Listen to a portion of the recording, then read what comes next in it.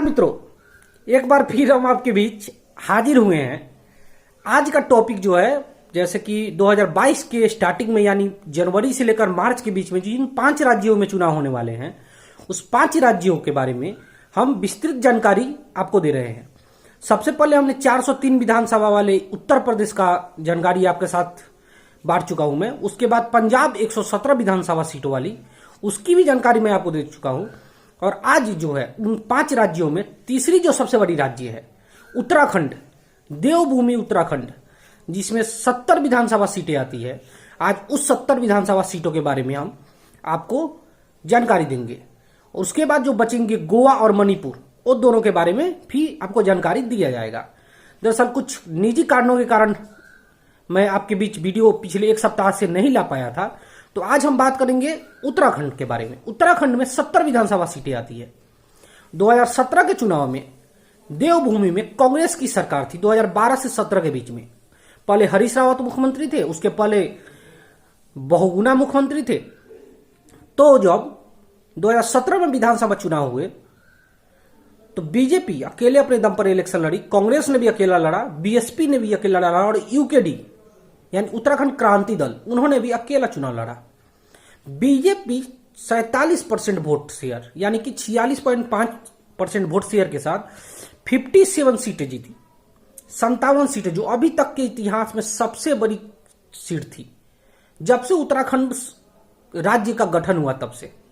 उसके बाद 11 सीटों के साथ और 33% वोट शेयर के साथ 11 सीटें कांग्रेस, इंडियन नेशनल कांग्रेस ने जीता। इंडियन नेशनल कांग्रेस ने 11 सीट जीता। इसके अलावा उनके जो सिटिंग सीएम थे यानी हरीश रावत अपने दोनों सीट हार गए। हरीश रावत अपना दोनों सीट, एक हरिद्वार रूरल से लड़ा था उन्होंने, वो भी हार गया उन्होंने, और एक और सीट से उन्होंने इलेक्शन लड़ा था, वो दोनों सीट वो हार गए। इसके अलावा नैनीताल की एक सीट से उन्होंने इलेक्शन लड़ा था, दूसरी सीट जो थी उनकी, और दोनों बड़े मार्जिन से उन्होंने लूज किया वो सीट। और जो तीसरा नंबर था बीएसपी का था, लेकिन बीएसपी और उत्तराखंड क्रांति दल को कोई सीटें नहीं मिली। दिवाकर भट्ट जो उत्तराखंड क्रांति दल को उस टाइम अध्यक्ष हुआ करते थे, वो भी चुनाव हार गए। और बीएसपी जो हमेशा 2-3, 4-5 सीटें ले आती थी, उन्होंने भी कोई सीटें नहीं जीती। और 2 जो सीट थी वो निर्दलीय ने जीता। तो जो 70 विधानसभा सीटें हैं उसमें से 57 सीटें बीजेपी ने, 11 सीटें कांग्रेस ने और 2 सीटें निर्दलीय ने जीती। तो ये रहा आपको 2017 का गणित। डिस्ट्रिक्ट वाइज बात किया जाए कि किस डिस्ट्रिक्ट में कौन सी पार्टी ज्यादा सीटें जीती है, तो सबसे बड़ी जो जिले है वो उधम सिंह नगर है। उधम सिंह नगर उसमें 9 विधानसभा सीटें आती है, जिसमें से 7 सीटें बीजेपी ने जीती थी। उसके बाद नैनीताल आती है। नैनीताल में 6 विधानसभा सीटें आती है और 6 में से 4 सीटें जीती हुई थी बीजेपी ने। इन सबसे बड़ी बात है 11 विधानसभा वाली सीट हरिद्वार और 10 विधानसभा सीट वाली देहरादून है।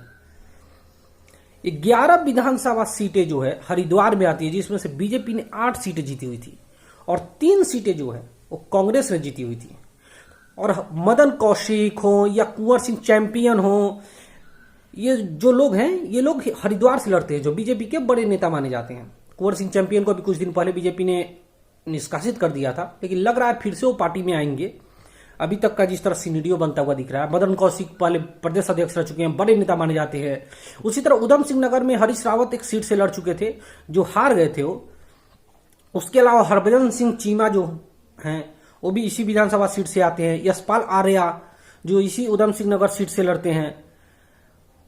तो ये सीटें जो है ऐसी कुछ सिनेरियो इनकी बढ़ती हैं। विधानसभा छोटा है, यानी कि राज्य छोटा है, नेता बड़े बड़े जो है सब इसी 70 विधानसभा सीटों के अंदर में आते हैं। उसके अलावा देहरादून की 10 विधानसभा सीटों में से बीजेपी ने 9 सीटें जीती थी और कांग्रेस ने 1 सीटें। और हरिद्वार में उमेश काऊ जो बड़े नेता माने जाते हैं, हरवंश कपूर जिनका भी कुछ दिन पहले निधन हो गया था, बीजेपी के 8 बार के विधायक रह चुके हैं, गणेश जोशी जो 2017 विधानसभा चुनाव से पहले हाथी के पैर में या फिर कुछ करके उन्होंने लगातार सुर्खियां बिटोरी थी, अभी कैबिनेट मंत्री हैं।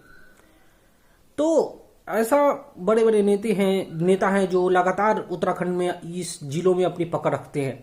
अभी हरीश रावत का नया जो सीनियर चल रहा है, हरीश रावत कभी हरक सिंह रावत कभी गुस्सा हो जाते हैं, कभी फिर मनाने जाते हैं धामी उनको, फिर अनिल बलूनी उसमें आते हैं। तो ये सब कुछ अलग टाइप से सिनेरियो बन रहे हैं और देखना ये है कि उत्तराखंड चुनाव जो इस बार कांटे की टक्कर मानी जा रही है, जो पिछले बार बीजेपी ने 57 सीटें जीती हुई थी, उस 57 सीटों में इस बार सेंध लगनी एकदम 100% क्लियर है।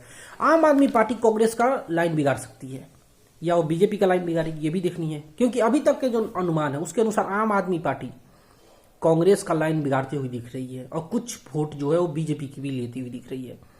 उसके अलावा चंपावत में 2 विधानसभा सीटें आती है, दोनों बीजेपी ने जीती हुई थी। बागेश्वर में 2 आती है, दोनों बीजेपी ने जीती हुई थी। रुद्रप्रयाग में 2 सीटें आती हैं, एक बीजेपी और एक कांग्रेस ने जीती हुई थी। उत्तरकाशी में 3 विधानसभा सीटें आती है, बीजेपी ने 2 सीटें और 1 सीट कांग्रेस ने जीती हुई थी। इसी तरह चमोली की 3 में 3 विधानसभा सीटें बीजेपी ने जीती हुई थी। तो ये कुछ टेहरी गढ़वाल में 6 विधानसभा सीटें आती है, जिसमें से 6 सीटें बीजेपी ने और 6 में से 5 सीटें बीजेपी ने और 1 सीट निर्दलीय ने जीती हुई थी। पिथौरागढ़ की 4 में से 3 सीटें बीजेपी ने और 1 सीट कांग्रेस ने जीती हुई थी। अल्मोड़ा में से 6 विधानसभा सीटों में से 4 बीजेपी ने और 2 कांग्रेस ने जीती हुई थी। तो पौड़ी गढ़वाल एक बड़ा क्षेत्र आता है जिसमें 6 विधानसभा सीटें और 6 के 6 विधानसभा सीटें बीजेपी ने जीती थी। और यहीं से धन सिंह रावत, सतपाल महाराज और हरक सिंह रावत ये तीनों नेता आते हैं। 6 विधानसभा जो सीटें हैं इसी में से मुकेश कोहली, ये 4 जो विधायक मैंने आपको बताया 4 बड़े नेता हैं और 4 यही 6 पौड़ी गढ़वाल से ही आते हैं ये लोग। हरक सिंह रावत, धन सिंह रावत, उसके अलावा सतपाल महाराज, ये लोग। तो ये कुछ बड़ी चीजें हैं। केजरीवाल जाकर लगातार रैली पे रैली कर रहे हैं, बोल रहे हैं कि हम बिजली फ्री देंगे, इतना पानी फ्री देंगे, ऐसा करेंगे वैसा करेंगे। बीजेपी के लिए एक डबल चीज ये हो गई कि इन्होंने 2 सीएम चेंज किए, पहले TSR, फिर दूसरा TSR, और अभी आए हैं प्रीतम सिंह धामी। पहले त्रिवेंद्र सिंह रावत जो थे वो एक बेहतरीन थे, लेकिन उनकी जो काम करने की तरीका थी, जो उन्होंने मंदिरों को लेकर सरकार के खजानों में लेकर उन्होंने जोड़ दिया मंदिरों को, जिसके कारण ब्राह्मण समाज बहुत नाराज हो गई थी। आखिरकार पुष्कर सिंह धामी जो थे उन्होंने इस चीजों को हटाया, लेकिन अभी भी ब्राह्मण समाज जो है, संत समागम जो है वो पूरी तरीके से खुश नहीं दिख रहा है, क्योंकि उनका कहना है कि जो चीजें हमारे जितनी नुकसान हुई बीजेपी को भी उतनी नुकसान देंगे हम। अभी कुछ दिन पहले नरेंद्र मोदी ने वहां रैली किया, उसके कुछ दिन बाद उसी ग्राउंड पे राहुल गांधी ने रैली किया, और राहुल गांधी की रैली में एक चीज जो सबसे ज्यादा गौर करने वाली बात थी, हमारे जो पूर्व CDS थे जनरल BP रावत जी, उनकी बड़े बड़े कटअप डाला गया था रोडों सड़कों पर पूरी तरीके से। तो आप देख सकते हैं कि ऐसा कहा जाता है कि जो उत्तराखंड जो है वो हमारे भारतीय वीर जवानों के सैनिकों पूरी तरह से वो भरी पड़ी हुई है। वहां पे हर घर से एक सैनिक निकलते हैं। खुद हमारे जो मुख्यमंत्री हैं उनके पिताजी भी इंडियन आर्मी में रह चुके हैं। कर्नल कठोरिया जो अभी आम आदमी पार्टी के मुख्यमंत्री चेहरा हैं, उन्हें भी आम आदमी पार्टी ने इसीलिए किया क्योंकि वो आर्मी में थे। और कुछ दिन पहले तो आम आदमी पार्टी ने ऐसा पूरी तरीके होर्डिंग लगा रखा था कि एक किसान का बेटा, एक जवान का बेटा और एक आम आदमी नेता, दोनों में से आप किसी चुनेंगे। लेकिन बाद में ये चीजें उनके काम नहीं है, इसी कारण उन्होंने हटा दिया। ऐसे ही कुछ करके लगातार चीजें बदल रही हैं, लोग आ रहे हैं। जैसे जैसे इलेक्शन आएगा वैसे वैसे चीजें बदलती जाएंगी। अभी हरीश रावत का जो लगातार 3 ट्वीट किया उन्होंने कि उनके हाथ बांध रखे हैं। देवेंद्र यादव पर उन्होंने, जो अभी प्रभारी उत्तराखंड के दिल्ली के विधायक रह चुके हैं, उनके ऊपर लगातार हमला किया उन्होंने। आला कमान ने उन्हें बुलाया, आला कमान ने उन्हें समझाया, फिर वो गए और बोले कि ये तो मेरा रोज का ट्वीट था। तो ये सब अभी ऐसे चलते रहेंगे। अभी तक के चुनाव में जो क्लियर बात मैं बताना चाहता हूं उसमें ये है कि लड़ाई जो है, पहले जो था वो मंदिर के ऊपर था, जो बोर्ड गठित किया गया था मंदिर का और जो सरकार के अंडर मिला दिया गया था वो हट गया। और जो लड़ाई थी वो अब खत्म हो चुकी है। ब्राह्मण समाज को अब किस तरह बीजेपी अपनी रैली में मचाएगी, बचाएगी, उसको 1 to 1 डोर कैंपेन करके समझाएगी, ये उनकी अपनी प्रॉब्लम है। कांग्रेस लगातार आगे बढ़ रही है, हरीश रावत लगातार काम कर रहे हैं और लोगों का रुझान भी इस बार कांग्रेस की तरफ है। पिछले बार जो गुस्सा था वो नहीं है। अब बीजेपी लगातार दूसरी बार सरकार में आती है कि नहीं, ये देखने की बात होगी। उसके लिए उनके में अंदर बहुत है, लोगों को जाकर समझाना होगा कि 3-3 सीएम क्यों बदला इन्होंने। मोदी के चेहरे पे लड़ेंगे या फिर पुष्कर सिंह धामी के चेहरे पे लड़ेंगे। पुष्कर सिंह धामी जब से आए हैं तब से उनको मतलब T20 में होता है ना एक बैट्समैन, उस तरह का उन्हें बैटिंग करने का मौका मिला, उन्होंने किया भी है लगभग अभी तक। आम आदमी पार्टी अपनी परफॉर्मेंस कैसी रखती है, क्योंकि कर्नल कोठरिया का जो सीएम घोषित हुए हैं वो गंगोत्री विधानसभा सीट से चुनाव लड़ेंगे, ऐसा कहा जा रहा है।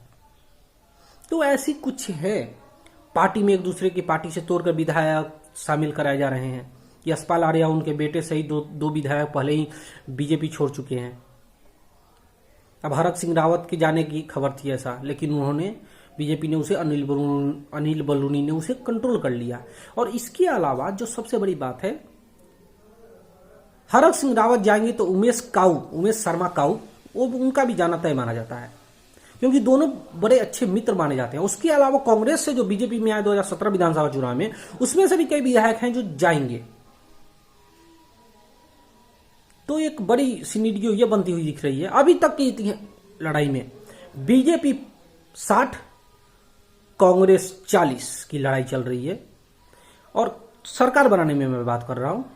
और इसमें जो सबसे बड़ी बात है, ये जो 10% 20% का गैप है, 50-50 रहता तो पूरी तरह बराबरी होता। अभी भी बराबरी की मैं मानता हूं, लेकिन अभी जो है आम आदमी पार्टी के ऊपर निर्भर करता है, क्योंकि आम आदमी पार्टी यहां पे एक बेहतरीन किंग मेकर के रूप में है। और आम आदमी पार्टी जितना वोट लेती है जिसकी, उसको उतना नुकसान होगा। यूकेडी ने अपने 30 के आसपास कैंडिडेट घोषित कर दिए हैं। दिवाकर भट्ट को भी उन्होंने घोषित कर दिया कहां से इलेक्शन लड़ेंगे वो। तो ये सब कुछ सिनेरियो ऐसे बन रहे हैं। अब देखना ये है कि सिनेरियो को कहां तक ले जाती है टीमें, कौन सी पार्टी जितनी तेजी से प्रचार करेगी उतनी तेजी से जीतेगी। अभी तक की जो सिनेरियो चल रहा है उसके अनुसार मैदान में बीजेपी थोड़ी सी आगे चल रही है, क्योंकि उनकी सरकार है, उनकी प्रशासन है इस वहां से। तब तक के लिए आप हमें वीडियो देखते रहें। अगले वीडियो में हम लेकर आएंगे मणिपुर के 60 विधानसभा सीटों के बारे में, क्योंकि गोवा से वो बड़ी है विधानसभा के हिसाब से भी, इसलिए गोवा के बारे में हम लेकर आएंगे लास्ट वीडियो। इसके अलावा बीच बीच में अगर कोई न्यूज आते रहेंगे तो उसके बारे में भी मैं आपको वीडियो बनाऊंगा। तब तक के लिए नमस्कार, आज्ञा दीजिए। फिर मिलेंगे अगले वीडियो में मणिपुर के 60 विधानसभा सीटों के बारे में, जो नॉर्थ ईस्ट के बड़े राज्यों में माने जाते हैं। तब तक के लिए जय हिंद, फिर मिलते हैं।